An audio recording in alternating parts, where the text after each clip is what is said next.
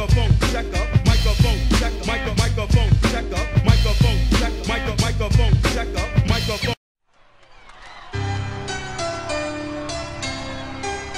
On the wheels of steel he is. On the wheels of steel he is.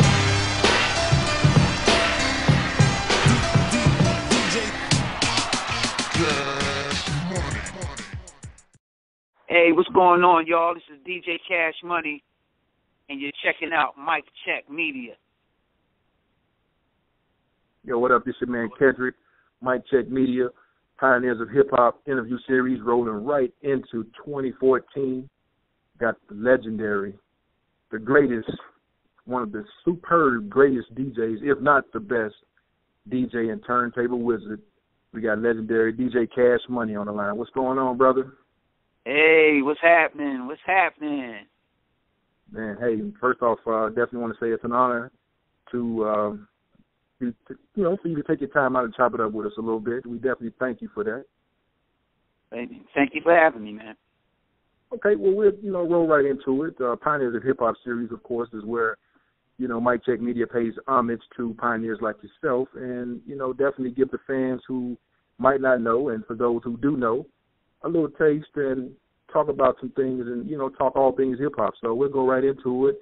And first question, definitely want you to kind of build on what brought you into hip-hop, especially DJing, because to me, DJing is the most important element out of the elements of hip-hop. That's just my personal opinion, because without the DJ, would be nothing.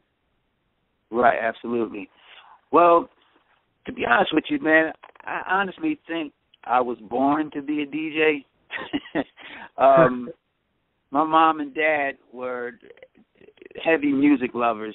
I was raised on, of course, all of the Marvin Gaye, the James Browns, the Jackson 5s, down to the gospel. Everything. And, I used to dance, all the time. Like at family gatherings, like I would be the guy who could do all the James Brown moves and the Michael Jackson moves. So I used to always like to pick my own music to dance to. So my mom and dad used to always have like these house parties, and my uncles would say, "Hey, let him play the music," so I could stay up a little later. So next thing you know, I just was picking songs that everybody would be on the dance floor. Like I kept the dance floor packed at a very young age. So I just always been a music lover. That's kind of the way I got into the whole DJ thing. Wow. And it just kind of went from there. So you went from being a kid, basically DJing at your parents' house parties, to being the legend that you are today. That's amazing. Right. Well, I was more so like a selector at that time. Okay. I just knew what records to play that my, family members and friends would like to dance to. But it wasn't until I heard a tape from Grandmaster Flash, and when I heard that tape, I was trying to figure out what he was doing, because he wasn't doing nothing that I was doing. Right, so I figured out what he was doing, and I copied. To this day, like I tell Flash this all the time. I'm like, man, I know cut for cut what record you were, like how you were manipulating the records on those live convention records and the Adventures of Grandmaster Flash on the Wheels of Steel. So. Man, and that's basically how I got into the whole, scratching. Wow, and shout out to Grandmaster Flash, man. Definitely being one of the pioneers and bringing it, to the forefront. The whole thing with the mixing and the turntable wizardry that goes on. And you're from Philly. Shout out to Philly. Oh yes, sir. Definitely huge on the hip hop scene.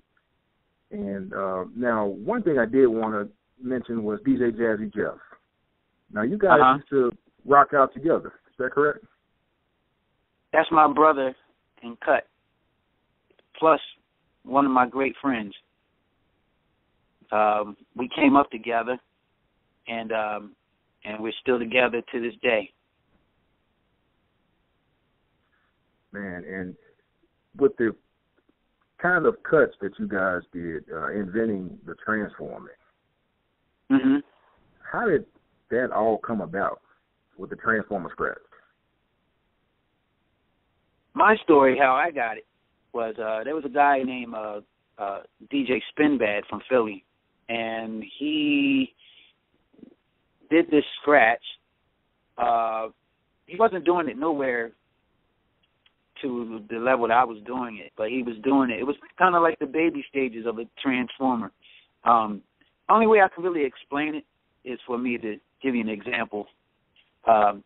He would take a record like Good Times, right, by Chic. They'll go, good times, good times, and they'll be bringing the record back to make it, real slow, and he uses the fader to cut the sound in and out, in and out, in and out. So it'll give you that good time.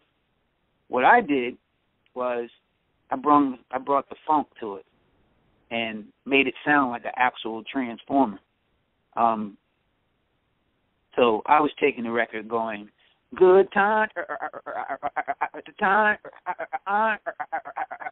and for people who don't know what a transformer is, at that time in the 80s, the late 80s, there was a cartoon called Transformers, and every time they would transform into a robot, that's the sound that they made. So my MC at that time named it a transformer. We had no idea it was going to be this phenomenon thing that the world would be speaking about. So it's kind of crazy. Yeah, that is. That's crazy. And I used to love the Transformers, man, back in the 80s, man. That was my favorite. Hey, man, everybody did. Yeah, no doubt. No doubt. And I remember that sound to this day when they used to go, when they would transform. All the kids used to mimic that. So, yeah, that was pretty dope, man. Now, it was pretty cool. It was pretty cool because at that time, like, to manipulate a sound on a record, because you have to understand, a record, the turntable was just designed for somebody to put a record on it and you walk away and the record just plays. For someone to actually manipulate a record on a turntable and make it that sound just like something that somebody is familiar with is really kind of insane. Yeah, because the turntables weren't meant to do that. Yeah, that's definitely, and, to see where it is now. And, a lot of people thought, well, this is just a fad, they messing up these needles, tearing up these turntables, man, and to see where DJing is now, I mean, it's amazing, totally amazing. Yeah. I mean, hey, my mom and dad thought it was a fad. They were mad at me because I went to college to be an engineer. when I didn't finish and I didn't finish my schooling, and I got into this whole hip hop thing, they were really upset at me. But after a while, when I started becoming more successful at it, they were like, "Wow, you chose the right path." Yeah. I can kind of see where they might have got mad at, back in the day, because my parents were the same way, I was listening to it, and it was like, what is this junk you listening to, and it's going to go away, but now they see, right? It's here to stay. Yeah, yeah. Now, you partnered with MC Marvelous, and you guys with DJ Cash Money and Marvelous, and definitely remember to join the Ugly People Be Quiet, Where's the Party At, super dope album. Now, how did you go from starting out as a DJ and then now you kind of were in a group thing for a little bit? Well, to be a DJ, it's not just about just playing records. I've always, like I said, I was a music lover, and then all of this recording equipment started coming out. Then I became a producer. Okay. So I ended up, I started making beats, started looping beats. I started, getting samples. manipulating samples, turning them into songs, you know, and yeah, that's how that happened. So I pretty much produced our whole album, and you know, our album did well. I mean, it went gold, and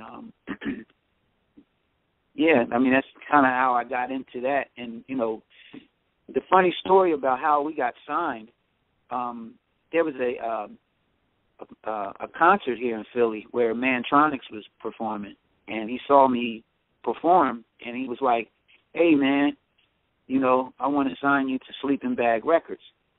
So I was like, "Okay, cool." Well, that's how it happened, just like that. Wow, just like that. Yeah. I mean, the crazy story is this. A lot of people don't know. I had another MC at the time. Like, me and Marv, we weren't getting along. And we kind of like parted ways for a little bit. So I had my other MC, his name was MC Cool Breeze. So when I got in touch with Mantronics, you know, we had put some things together, like a little demo, but Mantronics really wasn't feeling my MC. So he knew an MC that he could link me up with, and that MC happens to be Bryce from Groove Theory. Yeah, Bryce was my next time you talk to Bryce, ask him. That was my MC. But the problem was Bryce lived in Queens, New York, and I was here in Philly, so it was hard for us to link up. So it never worked out. So me and Marv ended up mending our disagreement, and Mantronics liked Marv a lot, so that's how that happened. Okay. Wow. And the rest is history, huh? So yeah. You know, that's what I'm giving y'all some history, man, that I don't really even talk about. Yeah, that's what I was just want to say. I was going to touch on that. I was going to say, this is what we like. We love it, man. When we do the Pioneers, we get a lot of history that, you know, a lot of people don't know about, and we definitely thank you. We appreciate that. Yeah. For dropping the gems on us. Now, you've won quite a few awards for battling. Of course, one of the most notable was DMC World DJ Championships, and the first inductee into the Techniques DJ Hall of Fame. Right. And, I mean, to me, within itself, that's a huge accomplishment. Thank you, man. I mean, at one point in time, I've always said, I want to be the world's greatest DJ. Right. And, you know, in my lifetime, I can honestly say that at one point in time in my life, I was, you know. I had won every competition in the United States, and to win that world championship was, you know, it's kind of like, I mean, honestly, it was one of the greatest feelings, kind of like when my daughter was born, you know. Wow. Yeah. Yeah, it was right up there with that. Like, I mean, it was something. It's crazy. Like when you set out to do something and then you actually accomplish it. It's like it's so gratifying, man. Oh yeah, definitely, man. And then you got a job, man, that a lot of us would love to have. Cause they, you know, my old man and a bunch of people used to say, you know, you never really work a day in your life if you're doing something that you really love doing. Yeah, that's the truth. That's the absolute truth. Because I sit here now, like they gave me an award at the DMCs over in London this year, and I hadn't been to a DMC world competition in like 12 years, and you know, I've totally been away from it. But I'm sitting up there, you know, receiving this award and everything, and it's like, I'm like, wow, I won this competition like 25 years ago. Man. Wow, and then you get to go back. So that's coming full circle for you. I mean, you know, you saw where, you know, early beginnings, and then where that series, I mean, the DMC competition is still going strong right now. Yeah. So that's why I say it was really, really I never really sat back to reflect on how long I've been in this hip hop game, man. Like, I'm like, it's just like, wow. Because like you said earlier, it doesn't feel like work. It's something that I love and I enjoy. Like, still to this day, man, like I enjoy it. Man, and you're still dropping dope mixtapes. The Old School Need to Learn, the Old Clyde. I got a copy of number 2. Oh, you got the 2? Okay. Got the 2, and I just got the 1. I was checking out the 1 off the EPK, and man, I tell you what, I was joking with Carolyn just earlier. We were talking about we both were playing it at work. And I kind of got away with, kind of got ahead of myself a little bit. I had it up a little too loud. And I was like, man, you went in. That's all I can say is you went in. And you took me back, thanks, man.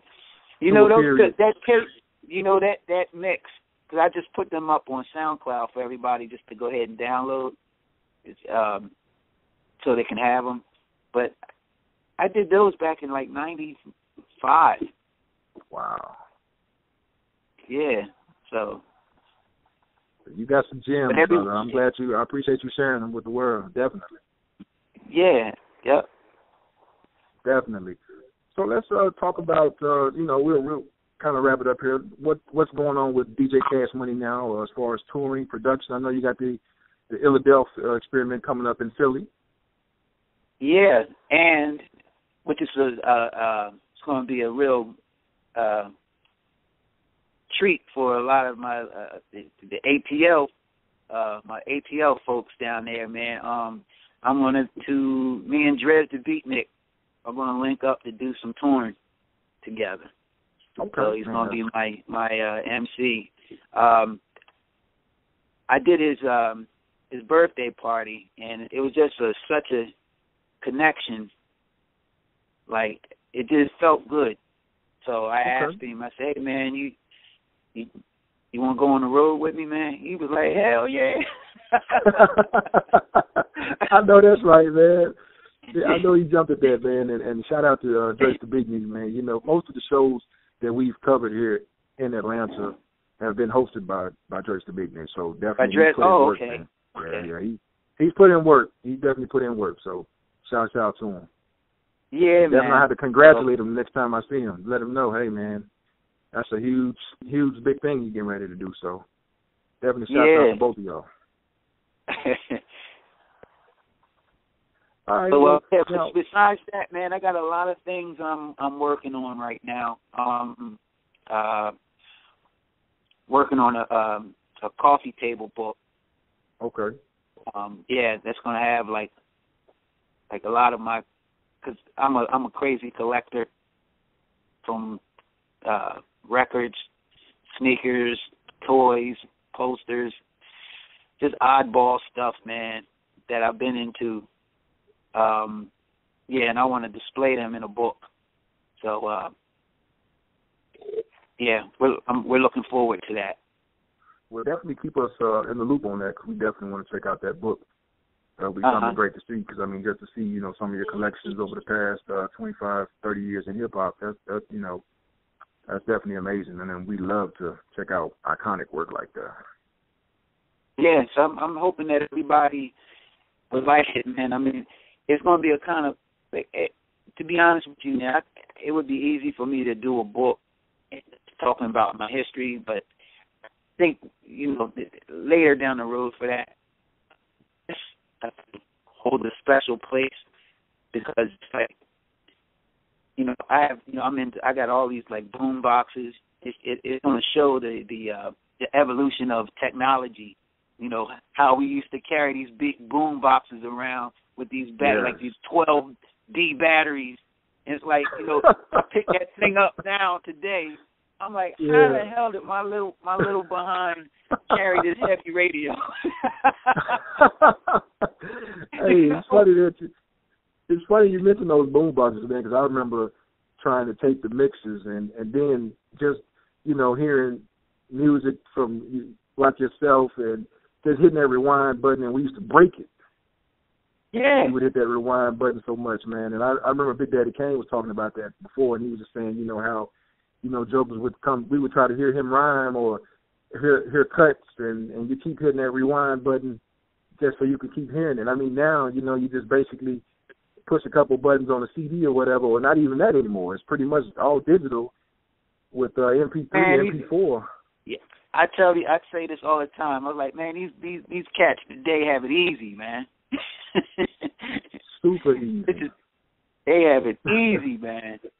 And, like, you guys you never carried no crates of records, never got no chalices on your hands, man. I said everything's in your laptop at a push of a button. Wow. now but, let me ask you.